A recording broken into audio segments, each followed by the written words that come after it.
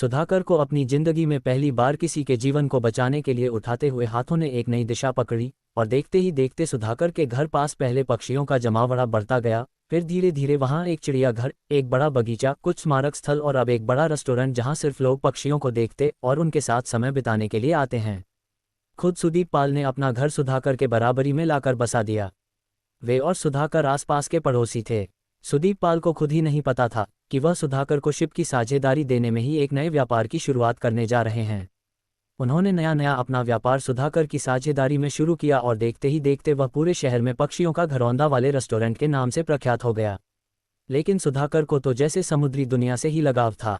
सुधाकर कहता था कि जमीन पर रहने वाला मानव जल्दी धोखेबाजी पर उतर आता है, लेकिन समुद्र की लहरें उसके इस प्रवृत्ति को मिटा देती है, इसलिए वह समुद्री सफर में ही अपना पूरा जीवन मिटा देना चाहता है। वह आज भी वेटर के रूप में ही मालिक होकर भी काम करता है, बिना किसी घमंड और अहंकार से परे किसी को भी अपने मालिक होने का एहसास तक नहीं होने देता। सिर्फ पुराने लोग जानते हैं उसके हकीकत को, जिसे उसने नए लोगों को बताने से साफ मना किया है, इसलिए उसकी पहचान भी गुप्त ही रहती। हाँ, सिर्फ लोग इतना ही जानते हैं कि वह कप्तान का बहुत करीबी है।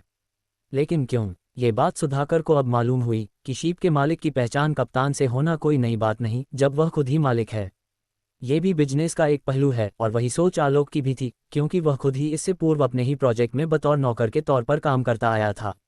दोनों के लगभग ऐसे ही मिलते हुए विचारों के कारण महज 7 दिनों में उन दोनों की अच्छी खासी दोस्ती हो गई, और इसी के साथ सुधाकर की लंदन में रहने की समस्या भी दूर हो गई, क्योंकि सुधाकर के खुद के कुछ मकान, टूर एंड ट्रैवल सर्विसेज और पक्षियों का घरौंदा रेस्टोरेंट की कुछ शाखाएं वहां पहले से ही मौजूद थी, जिसमें से सुधाकर ने बातों ही बातों में एक अच्छा मकान जो सर्व सुविधा युक्त था, आलोक को किराए देने का प्रस्ताव दे दिया।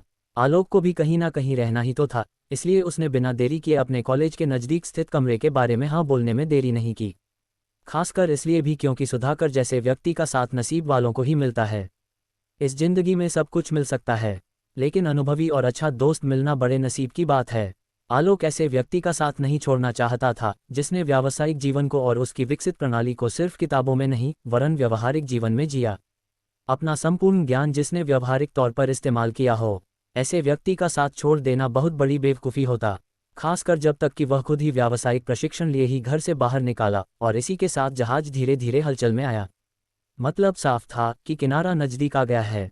सभी को जानकारी दे दी गई कि वह अपनी अपनी तैयारियां जाने के हिसाब से कर ले। सुधाकर ने एक विशेष कार्ड के साथ अपने एक विश्वस्त को बुला आलोक के साथ भेजा और बताया कि बंदरगाह पर पहुंचने के बाद वह आलोक को लेकर इस यार्ड के साथ जाकर उसके मुनीम से मिले, ताकि वे आलोक के रहने और आगे की व्यवस्था करने में उसकी मदद करेगा। आलोक सुधाकर से मिलकर भारी खुश था, लेकिन फिर भी न जाने के उसके मन में सुधाकर को लेकर अनेकों सवाल भी मन में गूंज रहे थे, क्योंकि सुधाकर पूरी तरीके से व्यावसायिक व्यक्ति था। उसकी हर बात में कहीं ना कहीं कोई विशेष महत्व होता। वह बिना किसी कारण किसी से भी बात नहीं करता। सुधाकर का बेतुकी व्यवहार या मजाक से दूर तक उसका कोई लेना देना नहीं था। सफ़र में भी वह आलोक से बात करते शिप पर घूमते हुए सुपरविजन के साथ साथ घूमने का भी काम कर लेता था। वह बातें आलोक से करता था, लेकिन ध्यान उसका कहीं और होता था। एक साथ इतने व्यक्तित्व को अपने अंदर छिपाकर चलना इतना आसान काम नहीं, और तो और कमाल की बात तो ये थी कि वह प्रकृति प्रेम के साथ साथ एक आध्यात्मिक प्रवृत्ति का भी व्यक्ति था, और उसके कहे अनुसार उसने ध्यान, मेडिटेशन और एकाग्रता से अपने दिमाग को एक साथ 2 काम करने के लिए तैयार कर लिया। जब आलोक ने उसकी बात नहीं माना, तब एक दिन उसने आलोक को आध्यात्मिक की शक्ति समझाते हुए उसके हाथ में एक पुस्तक पकड़ाई और एक पुस्तक स्वयं अपने पास रखी। 2 पन्ने और 2 पेन लेकर वह आया और आलोक से कहा कि वो कोई भी पुस्तक उठाकर उसका एक पन्ना पढ़े और दूसरी बुक का कोई भी एक पन्ना निकालकर उसके सामने रख दे। आलोक ने ठीक है कहकर ऐसा ही किया, और आश्चर्य तो तब हुआ जब उसने उस पन्ने को पढ़ना शुरू किया, और इससे पहले कि वह उसे पढ़कर खत्म कर पाता, सुधाकर ने एक ही समय में दोनों हाथों में लिखकर उस पुस्तक का पन्ना और सुधाकर के द्वारा पढ़ा गया पन्ना दोनों ही लिखकर आलोक को दिखा दिया। वाकई वह एक समय में 2 काम एक साथ करने में सक्षम था। उसके कहे अनुसार व्यक्ति एक साथ अपने दिमाग को अनेकों जगह लगा पाने में सक्षम है। मस्तिष्क का कोई परिमाप नहीं है। यदि व्यक्ति सही तरीके से ध्यान मग्न हो जाए तो वह इस ब्रह्मांड में दूर बैठे किसी भी व्यक्ति की बातों को सुन सकता है। वह कहता है कि यह वास्तव में उसकी मजबूरी है जिसने उसे खुद को इस तरीके से ढालने पर मजबूर किया, क्योंकि इसी गुण के कारण वह जहाज के मध्य खड़ा होकर उसके दोनों हिस्सों को किसी मशीन की तरह स्कैन कर सकता है और जरूरत पड़ने पर अपने मन की बातों को सिग्नल की तरह प्रत्यारोपित भी कर सकता है। जो भी हो, एक अद्भुत व्यक्तित्व से मिलकर आलोक खुश था। फिर उसे शेष बातों से मतलब भी क्या था? वह किसी और से किराए पर घर लेता या हॉस्टल में ही रहता। पैसा लगभग खर्च होना ही था, तो फिर सुधाकर का ही घर क्यों नहीं, वह भी कॉलेज के नज़दीक। यही सोचकर वह सुधाकर के कहे अनुसार उस विशाल बंदरगाह की खूबसूरती देखते हुए 7 नंबर गेट उसके सेक्रेटरी के साथ से बाहर आ गया। वह व्यक्ति सुधाकर को साथ लेकर वहां से निकाला और एक छोटा सा काम है बोलकर आलोक को अपने साथ पक्षियों का घरौंदा रेस्टोरेंट की शाखा में ले आया। खूबसूरत, अत्यंत खूबसूरत, सोच से भी परे, अकल्पनीय ये रेस्टोरेंट जो शुरुआत से ही एक विशाल एरिया में फैला हुआ था।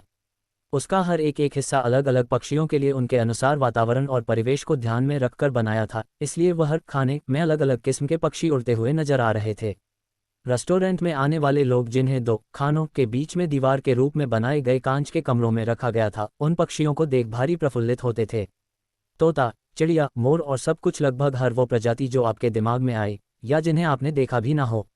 ऐसे ऐसे पक्षी उस जगह पर आते जाते रहते थे।